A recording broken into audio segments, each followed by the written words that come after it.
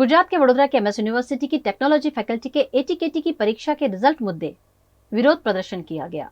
गुजरात के वडोदरा के MS university की टेक्नोलॉजी फैकल्टी के एटीकेटी की परीक्षा के रिजल्ट मुद्दे वीवीएस के प्रमुख पार्थ पंड्या की अगुवाई में विद्यार्थी विकास संघ द्वारा एमएससी की हेड ऑफिस के बाहर उग्र आंदोलन करते हुए आवेदन पत्र दिया गया। एटीकेटी के परीक्षा को लिए हुए लगभग 80 दिन हो गए हैं, लेकिन रिजल्ट के अभी तक अते पते नहीं है। ये रिजल्ट लगभग 45 दिनों में घोषित कर दिया जाता है। रिजल्ट में देरी के चलते छात्रों को परेशानियों का सामना करना पड़ रहा है।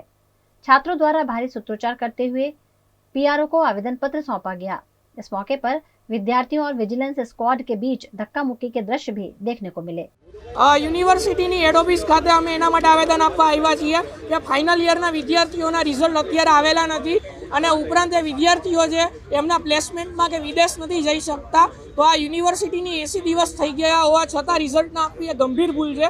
એના માટે અમે બધા અહીંયા આવેદન આપવા આવ્યા છીએ। યુનિવર્સિટીના વિજિલન્સનો વિભાગ અને સત્તાધીશો અમને એના વિદ્યાર્થીઓ નથી ગણી રહ્યા, અમને ગુનેગારો ગણે છે, જેના કારણે અમને આ યુનિવર્સિટીની હેડ ઓફિસમાં પ્રવેશ નથી દેતા।